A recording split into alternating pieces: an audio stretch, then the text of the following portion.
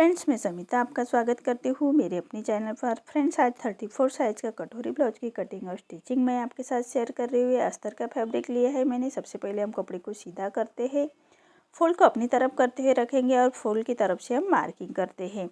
तैयार लेंथ मेरी 13 इंच है, तो 1 इंच बढ़ा कर लेते हैं। आपकी जो भी लेंथ होगी उससे 1 इंच बढ़ा कर ही लीजिएगा। शोल्डर आ रहा है मेरा डीप नेक के अकॉर्डिंग 5 इंच और आर्मर आएगा मेरा 5.25 इंच। स्क्रीन पर दिए हुए मेजरमेंट के अनुसार मैं कटिंग कर रही हूँ। आप चाहे तो अपना मेजरमेंट लेके कटिंग कर सकते हैं। चेस्ट ले रही हूँ मैं 34 के हिसाब से 8.5 इंच। 1.5 इंच मार्जिन का लाइन ड्रॉ करते हैं। हाफ इंच बाहर की तरफ लेते हुए एक तिरछी लाइन ड्रॉ करते हैं और 1 इंच पर हम आर्मोल की गोलाई दे देते हैं। अब वेस्ट आ रहा है मेरा 28 के हिसाब से 7 इंच। 1 इंच बैक पार्ट की प्लेट के लिए और 1.5 इंच मार्जिन का लाइन ड्रॉ करते हैं। बैक पार्ट की मार्किंग मेरी कंप्लीट हो चुकी है। अब इसकी हम कटिंग कर लेते हैं।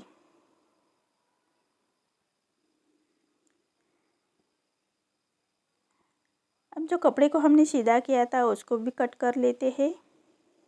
अब न्यूज़पेपर पर हम कटोरी निकालते हैं और उसको कैसे बढ़ाते हैं ये देखेंगे। एक सीधी लाइन ड्रॉ करते हैं और 1 इंच पर छोड़ते हुए 1 इंच पर एक लाइन ड्रॉ करते हैं। बेल्ट ब्लाउज है तो ये 1 इंच छोड़कर हमें पूरी मार्किंग करनी है।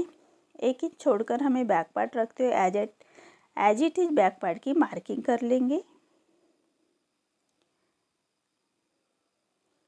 बैक पार्ट की मार्किंग मेरी कंप्लीट हो चुके है। ये बैक पार्ट का आर्महोल है तो हम फ्रंट पार्ट के लिए हाफ इंच अंदर की तरफ लेते हैं और नेक फिट में रख रही हूँ मैं 2 इंच और लेंथ में रख रही हूँ 6 इंच और नीचे से विथ में 2.5 इंच और हल्के हाथों से हम नेक का शेप दे देते हैं। बेल्ट निकाल रही हूँ मैं 3 इंच पर दोनों साइड से एक सीधी लाइन ड्रॉ करते हैं और फ्रंट सामने की तरफ से 1 इंच बढ़ाते हुए बेल्ट का शेप देते हैं हल्के हाथों से। कटोरी आएगी मेरी 34 के हिसाब से 5 इंच। सेंटर से भी मैं 5 इंच, आर्महोल की तरफ से 2.5 इंच और नेक की तरफ से 5.5 इंच पर ऐसे डॉट देते हैं और पूरे डॉट हम जोड़ लेंगे।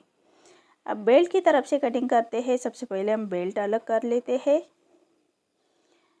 अब शोल्डर को कट करते हैं। आर्महोल हमने जो फ्रंट पार्ट का आर्महोल दिया था उसको कट करेंगे। अब नेक को कट करते हैं और कटोरी निकाल लेते हैं। ये हमारी छोटी कटोरी निकल आ रही है। अब इसको कैसे बढ़ाते हैं ये देखते हैं। एक न्यूज़पेपर पर हम कटोरी बढ़ाएंगे। छोटी कटोरी को रखते हुए एज इट इज पूरी मार्किंग कर लेंगे।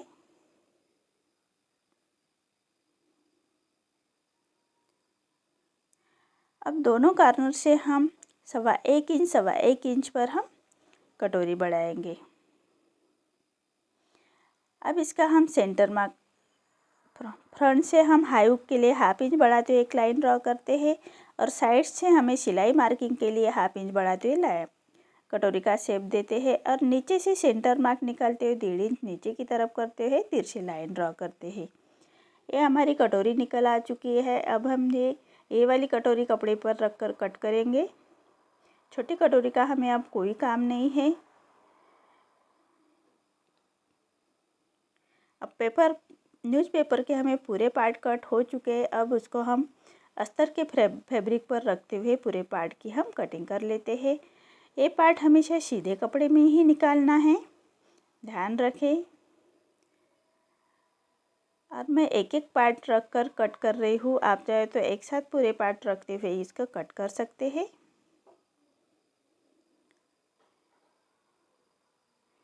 ये मार्किंग मेरी कंप्लीट हो चुकी है। अब इसकी हम कटिंग कर लेते हैं।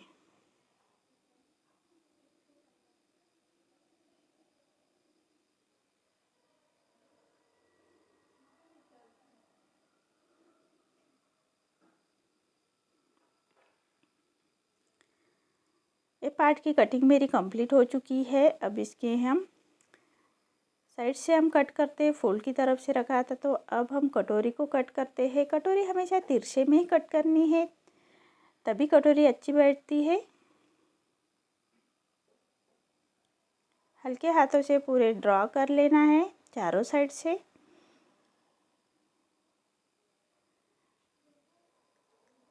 अब इसको कट करना है।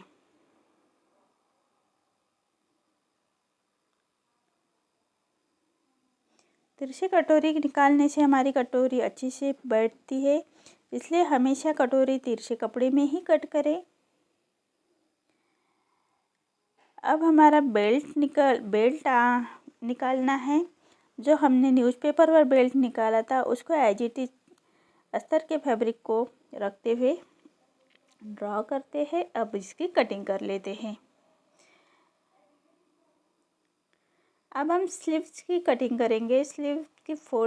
अब हम स्लीव्स की कटिंग करेंगे। स्लीव फोल्ड में रख रही हूँ मैं और लेंथ आ रही मेरी तैयार लेंथ 4.5 इंच है, तो हाफ इंच बढ़ा कर लेते हैं। और आर्म होल के लिए हमें बैक पार्ट का आर्म होल चेक करना है। हाफ इंच शोल्डर की तरफ छोड़ते हुए वो आ रहा है मेरा 7.5 इंच, तो हम हाफ इंच बढ़ाते हुए लेते गए 8 इंच और 1.5 इंच मार्जिन का, और 2.5 इंच नीचे की तरफ लेते एक तिरछी लाइन ड्रॉ कर लेते हैं। और आर्म होल का हम बैक पार्ट का आर्म होल का शेप देते हैं ऊपर की तरफ से, और अंदर की तरफ से फ्रंट पार्ट का आर्म होल का शेप देते हैं। स्लीव राउंड आ रहा है मेरा 6 इंच और 1.5 इंच मार्जिन का, ऐसी लाइन ड्रॉ कर लेते हैं। अब हम सबसे पहले बैक पार्ट का आर्म होल कट करेंगे। अब स्लीव्स को सीधा करते हुए हम फ्रंट पार्ट का आर्म होल कट करेंगे।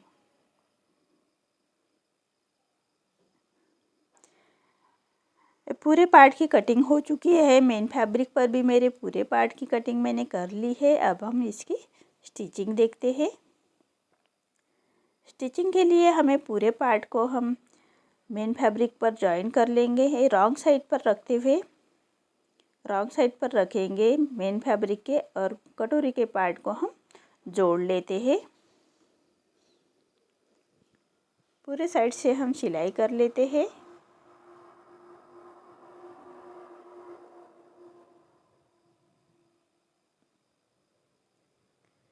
बचे हुए फैब्रिक को हम सिलाई के बराबर से कट कर लेते हैं। सिलाई ना कटे इसका ध्यान रखें। ऐसे ही दोनों पार्ट हमें रेडी कर लेने हैं। अब हम साइड के पार्ट तैयार करते हैं। उसको भी रॉन्ग साइड पर रखते हुए पूरे पार्ट को हम स्टिच करेंगे। चारों साइड से हमें स्टिच कर लेना है।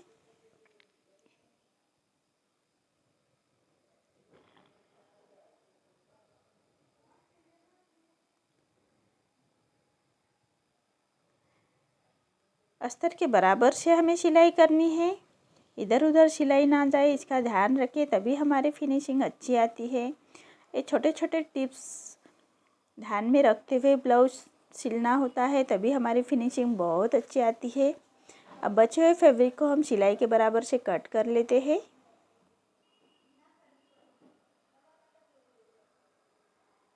ऐसे दोनों ही पार्ट ऐसे ही रेडी कर लेने हैं हमें।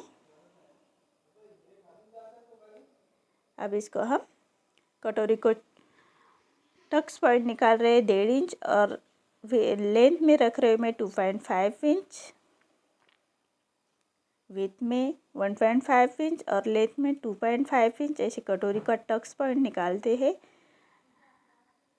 अब हम साइड का पार्ट लेते हुए उसको अटैच करते हैं। इसके लिए हमें बेल्ट तैयार करना है। बेल्ट हमेशा राइट साइड पर रखते हुए उसको रॉन्ग साइड लेके जाना होता है। इसके लिए मेन फैब्रिक पर हम राइट साइड पर रखेंगे और उसको एक पैर का हाफ इंच का मार्जिन कवर करते हुए हमें ये सिलाई करनी है।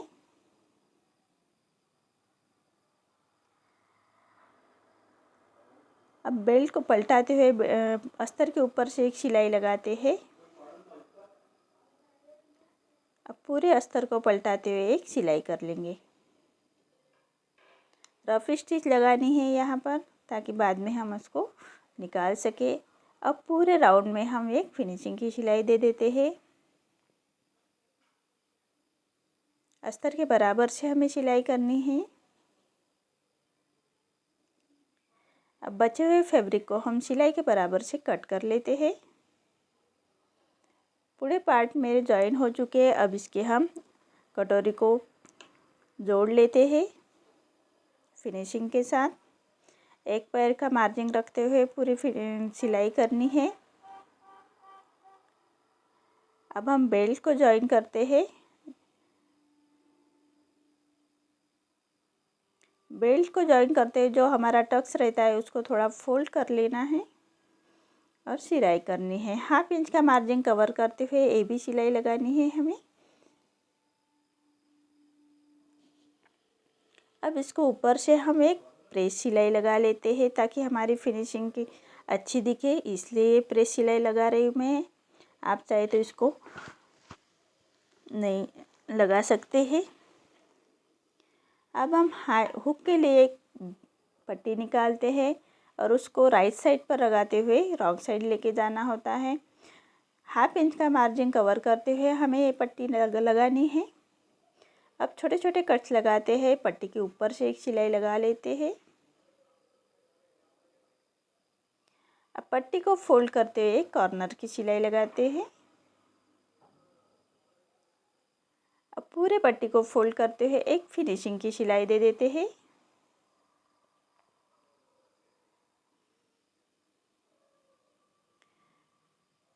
अब नेक को हम बराबर कट कर लेते हैं।